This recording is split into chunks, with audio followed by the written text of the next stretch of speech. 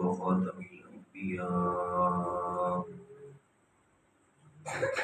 أما بعد فأعوذ بالله من الشيطان الرجيم. بسم الله الرحمن الرحيم. ونضع الموازين القسط ليوم القيامة فلا تظلم نفس شيئا وإن كان مثقال حبة من خردل أتينا بها وكفى بنا حاسبين. ولقد آتينا موسى وهارون الفرقان وضياء وذكرا للمتقين الذين يخشون ربهم بالغيب وهم من الساعة مشفقون. وهذا ذكر مبارك أنزلناه أفأنتم له منكرون. اور قیامت کے دن ہم عدل و انصاف والی میزان قائم کر دیں گے، بس کسی شخص پر ذرہ برابر بھی ظلم نہ ہوگا، اور اگر کوئی عمل رائی کے دانے کے برابر بھی ہوگا تو ہم اسے بھی ضرور حاضر کر دیں گے، اور ہم حساب لینے والے ہی کافی ہیں۔ اور یہ واقعی بات ہے کہ ہم نے موسیٰ اور ہارون علیہ السلام کو فیصلہ والی چیز اور روشنی اور نصیحت کی چیز عطا کی، جو متقین کے لیے نصیحت تھی۔ جو شخص اپنے رب سے بن دیکھے ڈرتے ہیں اور وہ قیامت سے خوف زدہ ہیں، اور یہ ایک نصیحت مبارک ہے جو ہم نے نازل کی ہے، تو سو کیا تم پھر بھی اس کے منکر ہو؟ صدق اللہ العظیم۔ اللہم صلی علی محمد النبی الأمی وعلی آلہ واصحابہ وسلم تسلیما۔ سورۃ الانبیاء آیت نمبر 47 تا آیت نمبر 50 ہے۔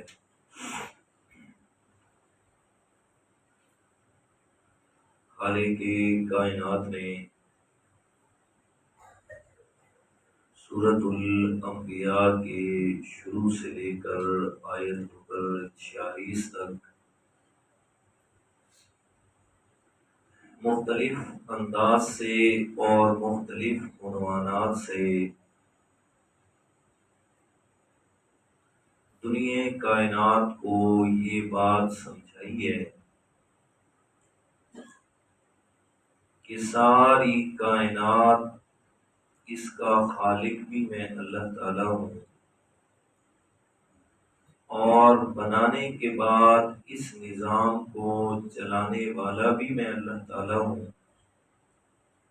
اور اس کی حفاظت کرنے والا بھی میں اللہ تعالی ہی ہوں۔ جب یہ سب کچھ بنانے والا، چلانے والا، محفوظ کرنے والا میں اللہ ہوں، تو اس لیے تمہاری عبادت کے لائق بھی صرف میں اللہ تعالی ہی ہوں۔ اور پھر تمام تر انبیاء کرام کا مشترکہ مشن اور مشترکہ دعوت کو بیان فرمایا، اور اس کے بعد جو لوگ قرآن پر ایمان نہیں لاتے اس کی وجہ بیان فرمائی کہ سب سے بڑی وجہ ان کی دنیاوی عیش و عشرت ہے،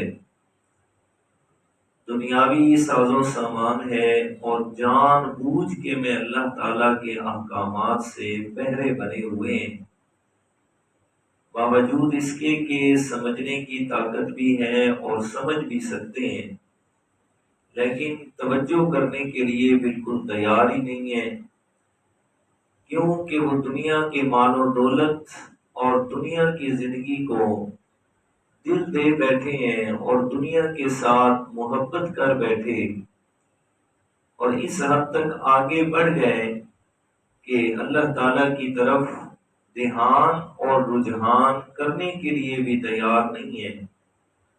تو یہ وجہ بیان فرما کے اگلی آیت کریمہ یعنی آیت نمبر 47 میں اللہ تعالی نے قیامت کا تذکرہ فرمایا، اور قیامت کے تذکرے میں جو سب سے خطرناک اور ہولناک بات ہے اس کا ذکر فرمایا، اور فرمایا کہ وَنَضَعُ الْمَوَازِينَ الْقِسْطَ لِيَوْمِ الْقِيَامَةِ، کہ میں اللہ تعالیٰ نے قیامت کے دن میزان عدل قائم کرنا ہے، ایسا میزان کہ جو عدل و انصاف کا فیصلہ فرمائے گا، کہ جس کے اندر ذرہ برابر بھی کسی کی طرف جھکاؤ نہیں ہوگا، جسے سورۃ النساء میں بیان فرمایا ان اللہ لا یظلم مثقال ذرۃ، کہ بے شک اللہ تعالی کسی پر ایک ذرے کے برابر بھی ظلم نہیں فرمائے گا۔ ایک ذرہ، ذرہ کیا ہوتا ہے؟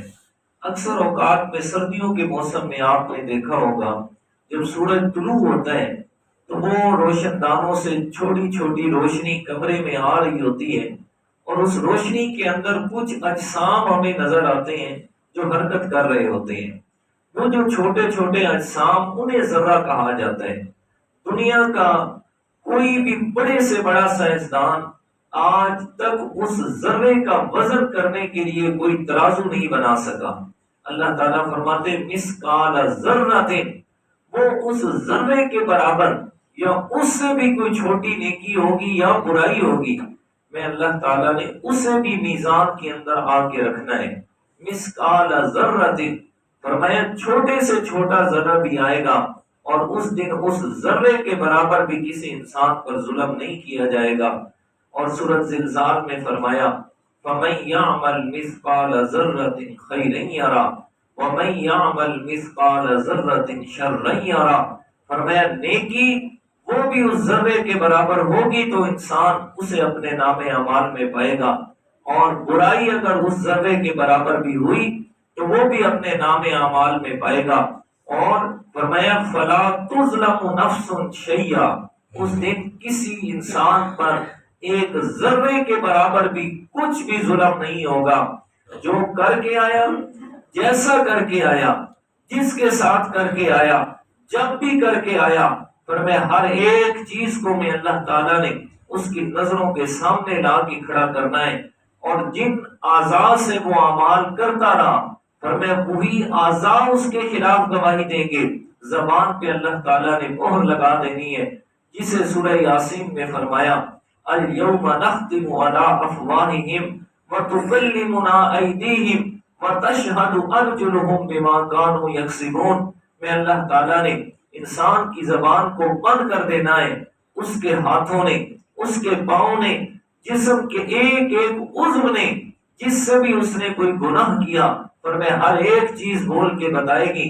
اور جو 20ویں پارے میں فرمایا انسان جب اللہ تعالیٰ دوبارہ زبان کو قوت گویائی دیں گے تو پھر پوچھے گا ان سارے اعضاء سے تمہیں کیا ہو گیا ہے، کیوں میرے خلاف گواہی دینے لگے تھے، کیوں بول رہے تھے، دنیا میں تو بالکل خاموش رہتے تھے، آج تم بولنے لگ گئے۔ تو اعضاء آگے سے کہیں گے کہ قالوا انطقنا اللہ، آج ہمیں اللہ تعالیٰ نے بولنے کی طاقت دی، اس نے حکم دیا سو ہم بول کے بتا رہے ہیں کہ ہم کیا کیا اعمال کرتے رہے۔ اور پھر سورہ کہف کے اندر بیان فرمایا انسان جو بھی اعمال کرتا ہے، جو بھی اعمال کرتا ہے، ہر عمل اللہ تعالیٰ نے نام اعمال کے اندر محفوظ فرمایا ہے، جسے فرمایا وَوَجَدُوا مَا عَمِلُوا حَاضِرًا، انسان جو عمل کر رہا ہے فرمایا وہ عمل بھی نام اعمال میں موجود ہوگا۔ اور کتنے لوگ ایسے آئیں گے جو اللہ تعالیٰ کے سامنے آ کر انکار کریں گے کہ یا اللہ ہم نے تو یہ کام کیا ہی نہیں تھا، ہم نے تو یہ گناہ کیے ہی نہیں، نعوذ باللہ فرشتوں نے ہمارے ذمہ لگائے ہیں، ہم نے تو نہیں کیا۔ تو پھر ایسے لوگوں کے لیے اللہ تعالیٰ نے وَوَجَدُوا مَا عَمِلُوا حَاضِرًا، ہر عمل کو نام اعمال کے اندر محفوظ رکھا ہے۔ کوئی انکار کرے گا، اللہ تعالیٰ اس کا عمل اس کے سامنے چلا دے گا، اس کی نظروں کے سامنے عمل چل رہا ہے، بتا یہ تو ہے یا کوئی اور ہے، یہ تو ہے یا کوئی اور عمل کرنے والا ہے۔ اس کی مثال ایسے سمجھ لیں جیسے کہ یہ ویڈیو ہے، اب کوئی بھی میں بیان کر رہا ہوں، میرا یہ سارا کچھ محفوظ ہو رہا ہے۔ اب اگر میں کل کلا اس کا انکار بھی کروں تو میرے سامنے ویڈیو چلا دی جائے، یہ جی آپ ہے یا کوئی اور ہے، جو انکار کی وجہ ہی ختم، کوئی انکار ہی نہیں کر سکتا۔ فرمایا کہ اس دن کے اندر میں اللہ تعالیٰ نے یہ جو قیامت کا دن جسے انصاف پر مبنی میں اللہ تعالیٰ نے بنایا، فرمایا اس کے لیے یہ سارے انتظامات کیے، میں نے اس کے لیے یہ سارے انتظامات کیے کہ تاکہ کوئی بھی انسان اپنے کیے ہوئے عمل کا انکار نہ کر سکے۔ اور پھر سورۃ الاعراف میں اللہ تعالیٰ نے فرمایا وَالْوَزْنُ يَوْمَئِذٍ الْحَقُّ، فرمایا کہ یہ وزن، یہ میزان قیامت کے دن جو ہوگا یہ حق اور سچ پر ہوگا۔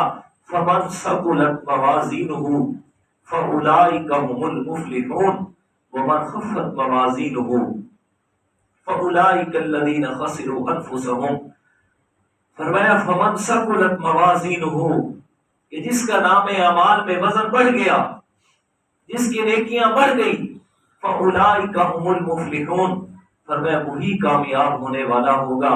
وَمَنْ خَفَّتْ مَوَازِينُهُ، اور کوئی بد نصیب کہ جس کے نام اعمال کا وزن نیکیوں سے کم ہو گیا، برائیاں بڑھ گئی، فَأُولَئِكَ الَّذِينَ خَسِرُوا أَنفُسَهُمْ بِمَا كَانُوا بِآيَاتِنَا يَظْلِمُونَ، فرمایا دنیا میں جیسے میری آیات کا انکار کر کے اپنے اوپر ظلم کرتا رہا، فرمایا آج نقصان اور خسارہ اس کا مقدر بن جائے گا۔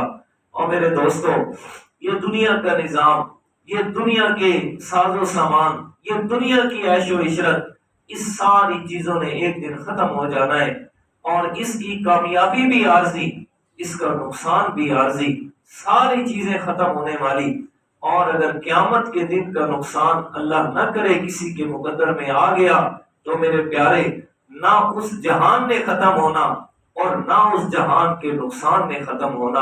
اور بار بار اللہ تعالیٰ سے یہ دعا کیا کرو، مولا ہمیں بچا کے رکھنا ایسے لوگوں سے کہ جن کے بارے میں تو نے فرمایا وَمَنْ خَفَّتْ مَوَازِينُهُ، کہ جن کے نام اعمال ہلکے پڑ گئے، جن کے نام اعمال نیکیوں سے ان کا وزن کم پڑ گیا، تو فرمایا ان کے مقدر میں وہ جو نقصان اور خسارہ ہونا ہے، مولا ہمیں ان سے بچا کے رکھنا، مولا ہمارا شمار ان میں نہ کرنا۔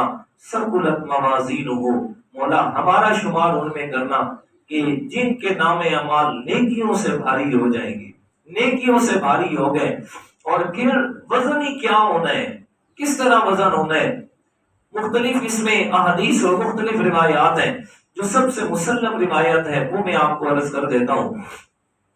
ایک روایت فرمایا کہ ہر آدمی کا وزن ہوگا، ہر آدمی کا، جب میزان قائم کیا جائے گا تو اس وقت فرشتے جب دیکھیں گے میزان کو، ترازو کو، اتنا بڑا ترازو کہ فرمایا کہ اگر زمین و آسمان مکمل اس کے اندر رکھ دیے جائیں تو ان کا بھی وزن ہو جائے، فرمایا اتنا بڑا ترازو ہونا ہے۔ اور فرشتے عرض کریں گے مولا یہ کس لیے؟ اللہ تعالیٰ فرمائیں گے یہ وزن ہونا ہے، آج انصاف ہونا ہے۔ تو فرشتے اللہ تعالیٰ کے سامنے عرض کریں گے مولا سبحانک، مولا تو سارے شریکوں سے پاک ہے، ما عبدنا کا حق کا عبادتی کا، وہ جو تیری عبادت کا حق تھا وہ ہم سے ادا نہ ہو سکا، مولا ہمیں اس سے بچا کے رکھنا، مولا ہماری حفاظت فرمانا۔ ہمارے اندر یہ طاقت نہیں ہے کہ ہم اس میزان کو، اس پر ہمارے اعمال تولے جائیں اور پھر آپ کو جواب دے سکیں۔ ذرا اندازہ لگائیے گا، یہ فرشتے کہہ رہے ہیں اللہ تعالیٰ سے کہ جن کے ذمہ کوئی گناہ ہے ہی نہیں، جن کو اللہ تعالیٰ نے معصوم بنایا، ان کے ذمہ کوئی گناہ ہے ہی نہیں، وہ اللہ تعالیٰ سے اتنا ڈر رہے ہیں، کہہ رہے مولا ما عبدنا کا حق کا عبادتی کا، جیسے حق کا تیری عبادت کا ہم سے ادا نہ ہوا، مولا ہمیں اس سے بچا کے رکھنا۔ اتنا بڑا ترازو اور اتنا ہولناک دن، اور دوسری طرف اللہ تعالیٰ جو جس طریقے سے آئیں گے وہ جو میزان پر تمام لوگوں کے اعمال کا وزن کرنے کے لیے وہ کوئی پیار محبت کا لہجہ نہیں ہوگا. یہ نہیں کہ اللہ تعالیٰ پیار اور محبت سے نہ فرمایا، اس سے پہلے اعلان ہوگا لمن الملک اليوم. فرمایا اللہ تعالیٰ کا یہ اعلان بہت ہی غصے کی حالت میں اور انتہائی جیسے کہ بادشاہ جو ہے وہ کلام کرتا ہے. فرمایا این الجبابرہ، کہاں ہیں وہ بڑے بڑے لوگ جو اپنے آپ کو سپر پاور کہتے تھے؟ کہاں ہیں دنیا کے بادشاہ؟ آئے نا میرے سامنے، پتہ چلے کہ آج ان کی بادشاہت کہاں گئی. فرمایا کسی میں طاقت نہیں ہوگی کہ جواب دے سکیں. اللہ تعالیٰ خود فرمائیں گے للہ الواحد القہار.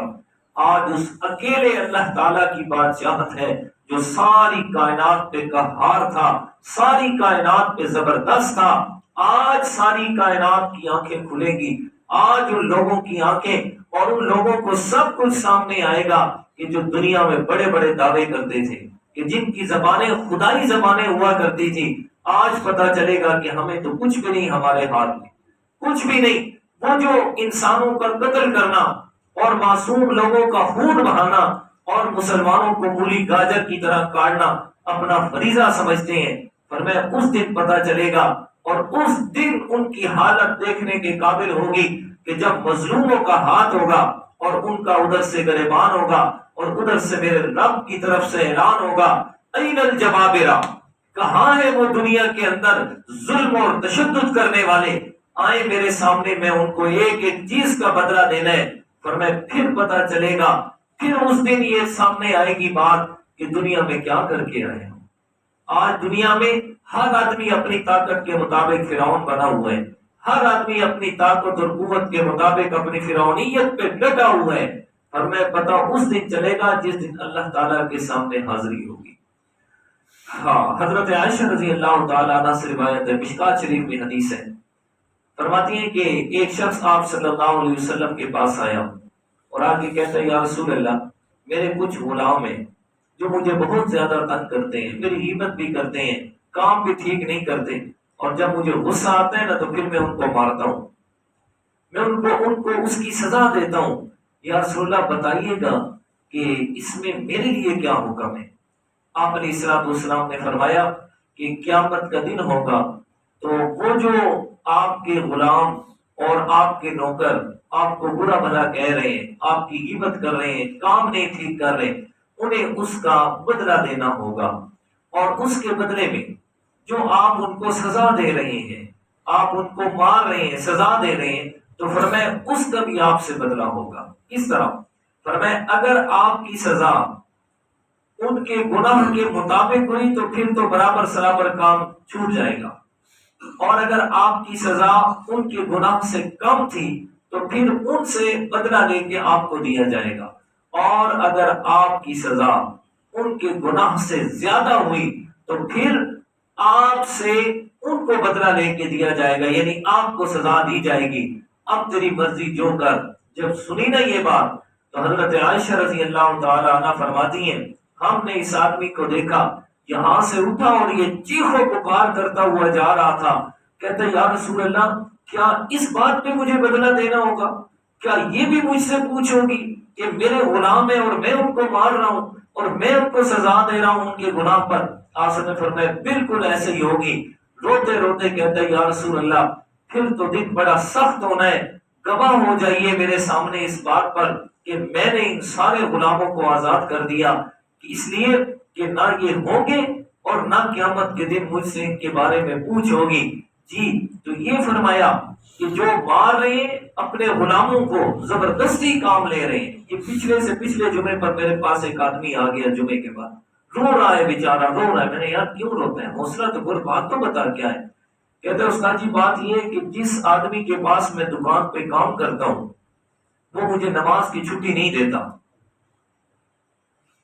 جب میں کہتا ہوں یار نماز کا ٹائم ہے، 5 منٹ لگنے ہیں، میں نماز پڑھ کے آ گیا، وہ کہتے ہیں نماز پڑھنے جائے گا، کام تیرے باپ نے کرنا ہے، کوئی چھٹی نہیں ہے نماز کی.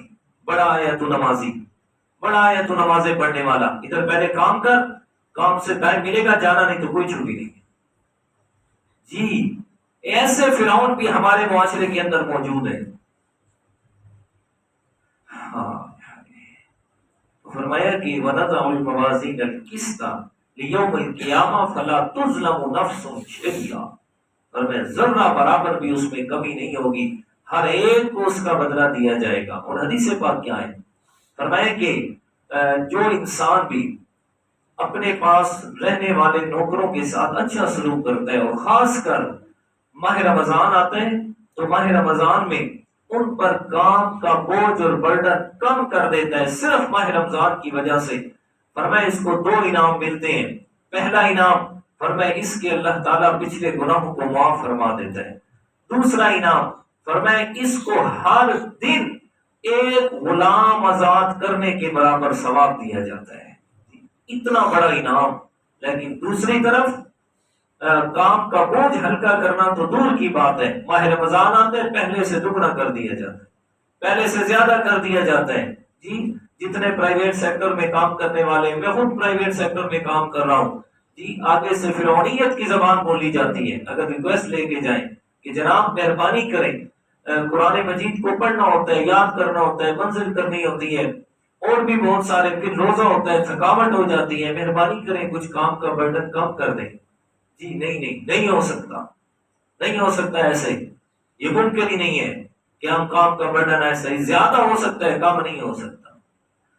ہاں تو میں عرض کر رہا تھا کہ ہر ایک انسان اپنی طاقت اور اپنی قوت کے مطابق فرعونیت اپنے اندر چھپائے ہوئے ہیں۔ فرمایا کہ جو ہے وَإِن كَانَ مِثْقَالَ حَبَّةٍ مِّنْ خَرْدَلٍ أَتَيْنَا بِهَا، فرمایا اس کے اندر وہ جو ایک رائی کے دانے کے برابر بھی ہوگا نا، اس سے بھی اللہ تعالیٰ لائیں گے۔ اور آخر میں فرمایا وَكَفَى بِنَا حَاسِبِينَ، اور دنیا والوں حساب کرنے کے لیے میں اللہ ہی کافی ہوں، میں اللہ تعالیٰ ہی کافی ہوں حساب لینے کے لیے، اور مجھے کوئی اور ساتھ میں مددگار رکھنے کی ضرورت نہیں ہے۔ جب میں حساب لینے پہ آتا ہوں نا تو پھر بڑوں بڑوں کی چیخیں نکلوا کے رکھ دیتا ہوں۔ فرعون جیسا بڑا بادشاہ جو کیا کہتا تھا، انا ربکم الاعلی، مجھ سے بڑا تو خدا ہے ہی کوئی نہیں، اور جب حساب لینے پہ آیا نا تو پھر وہی چیخ کے کہتا ہے موسیٰ مجھے بچا لے، میں ایمان لے کے آ گیا اور بچا لے مجھے موسیٰ علیہ السلام۔ ادھر سے اللہ تعالیٰ فرماتے ہیں آل آنا وقد عصیت، فرمایا ہوں پتہ لگی، اس سے پہلے تو بڑا نافرمان تھا، بڑا جناب زمین میں فساد کرتا تھا، اب کفا بنا حاسبین، فرمایا میں اللہ ہی حساب لینے کے لیے کافی ہوں۔ اس لیے میرے پیارو 2 دن کے عہدے پہ ناز نہ کرو، جب وہ لینے پہ آتے ہیں نا تو پھر کچھ بھی باقی نہیں رہتا، جیسے دینے پہ آتے ہیں تو پیچھے کچھ بچا کے نہیں رکھتا نا، جب لینے پہ آتے ہیں تو پھر بھی کچھ باقی نہیں رکھتا، پھر آزمائش ہوتی ہے اور پھر انتہا پہ آزمائش ہوتی ہے۔ آگے فرمایا وَلَقَدْ آتَيْنَا مُوسَىٰ وَهَارُونَ الْفُرْقَانَ وَضِيَاءً وَذِكْرًا لِّلْمُتَّقِينَ، فرمایا کہ اس قیامت کے لیے اپنے آپ کو تیار کرنے میں اللہ تعالیٰ نے آپ کی معاونت اور مدد کی ہے، جیسے کہ قوم بنی اسرائیل کی طرف میں نے موسیٰ علیہ السلام اور ہارون علیہ السلام کو بھیجا، انہیں تورات بھی دی، اپنی مدد بھی دی، فرعون کے خلاف ان کی مدد بھی فرمائی، اور حکم دیا اس کے مطابق عمل کرو تو قیامت میں کامیابی ہوگی۔ فرمایا عمل کس نے کیا؟ یخشون ربهم بالغیب، پہلا وہ آدمی فرمایا جو اپنے رب سے بن دیکھے ڈر گیا، جس نے رب کو دیکھا نہیں لیکن اس کا ڈر دل میں موجود ہے۔ یخشون ربهم بالغیب، اور پہلے بارے میں کیا فرمایا؟ یؤمنون بالغیب، فرمایا کہ وہ بن دیکھے ایمان رکھتے ہیں، بن دیکھے ایمان رکھتے ہیں۔ صحابہ اکرام اکثر یہی تو کہا کرتے تھے نا، کسی بھی بات میں آتی نا ایسی بات، اور آپ علیہ السلام فرماتے، جیسے وہ مشہور واقعہ ہے کہ آپ علیہ السلام نے ایک یہودی سے گھوڑے کا سودا کیا مدینہ شریف سے باہر، اور واپس آئے، کہا گھوڑا ادھر رکھو میں پیسے لے کے آتا ہوں، واپس آئے پیسے لے کے جانے لگے، حضرت خزیمہ آپ وسلم کے ساتھ ہو لیا، جب گئے تو یہودی کسی اور سے سودا کر کھڑا تھا، تو آپ علیہ السلام نے فرمایا بھی آپ نے بدعتی کی ہے، میرا آپ کا سودا ہوا ہے، آپ نے ادھر کیوں سودا کیا؟ تو یہودی بڑا چلاک تھا، اس نے کہا سودا تو ہوا ہے، کوئی گواہ؟ اس نے فرمایا کیسی بات کرتے ہیں، تو تھا اور میں تھا، تیسرا اللہ تعالیٰ تھا، کوئی اور تو تھا نہیں، تو پھر گواہ تھا نہیں تو میں کیسے لاؤں؟ اس نے کہا گواہ نہیں تو سودا بھی نہیں۔ حضرت خزیمہ ساتھ کھڑے ہیں، کہتے ہیں یا رسول اللہ میں گواہی دیتا ہوں، میں گواہی دیتا ہوں کہ آپ کا سودا ہوا ہے۔ آپ نے فرمایا خزیمہ تو تھا ہی نہیں۔ اب وہ جواب دیا یہ جو یہاں یخشون ربهم بالغیب، فرمایا یا رسول اللہ ہم نے رب کو دیکھا نہیں، آپ نے کہا اللہ ہے، ہم مان گئے اس بات کو۔ جی آپ نے کہا میں اللہ کا رسول ہوں، ہم نے آپ کو نبوت ملتے ہوئے دیکھی نہیں، ہم نے مان لیا کہ آپ اللہ کے سچے پیغمبر ہیں۔ آپ نے کہا جنت ہے جہنم ہے، ہم نے مان لیا، دیکھا نہیں مان لیا۔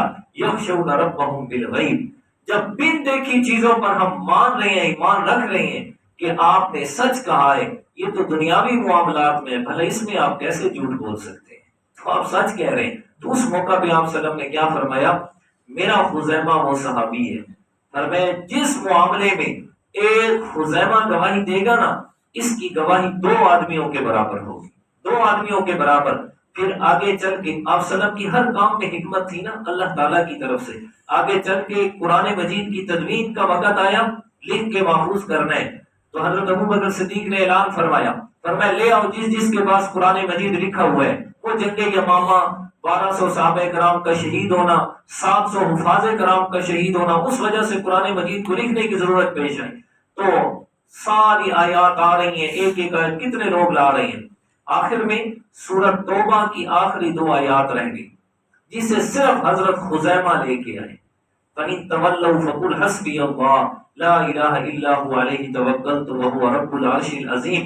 فرمائے لوگ کہہ رہے ہیں دوسرا آدمی لایا نہیں تو کیسے لکھا جائے؟ تو پھر حضرت ابوبکر صدیق نے یہ حدیث سنائی کہ اللہ کے پیارے پیغمبر نے فرمایا میرے خزیمہ کی گواہی، ایک کی گواہی 2 آدمیوں کے برابر ہے۔ تو پھر قرآن مجید میں لکھ دی گئی یخشون ربهم بالغیب، جو بن دیکھے اپنے رب سے ڈرتے ہیں، وهم من الساعۃ مشفقون، اور اپنے رب کے سامنے حاضری سے بھی ڈرتے ہیں، بچ بچ کے زندگی گزارتے ہیں کہ رب کے سامنے حاضر ہونا ہے، رب نے پوچھ لیا یہ کام کیوں کیا تو کیا جواب دیں گے۔ وَهَذَا ذِكْرٌ مُبَارَكٌ أَنزَلْنَاهُ، اور آپ سب کی طرف بھی، یعنی امت مسلمہ قیامت تک کے لوگوں کی طرف بھی یہ کتاب میں اللہ تعالیٰ نے نازل فرمائی، یعنی قرآن مجید مبارکن، جو برکت والی ہے۔ وَفَأَنْتُمْ لَهُ مُنْكِرُونَ، فرمائے اتنے دلائل کے ہونے کے باوجود بھی بھلا آپ بھی انکار کرو گے؟ آپ بھی انکار کرو گے اس قرآن سے جو قرآن تمہارے لیے آیا اور تمہیں بتا رہا ہے کہ آخرت اللہ تعالیٰ کے سامنے کیسے حاضری دینی ہے، آپ نے کیسے پیش ہونا ہے، کون سے اعمال کرو گے تو کامیابی ہوگی، کون سے اعمال کرو گے تو تمہارے لیے ناکامی ہوگی۔ فرمائے اتنی فلاح والی کتاب اور اتنی بڑی کامیابی کا راستہ دکھانے والی کتاب تمہارے سامنے آ گئی، افانتم لہ منکرون، کیا اب بھی انکار کرو گے؟ استفہام انکاری، مطلب یہ ہے انکار نہ کرو اور اس قرآن پر ایمان لے آؤ۔ اللہ تعالیٰ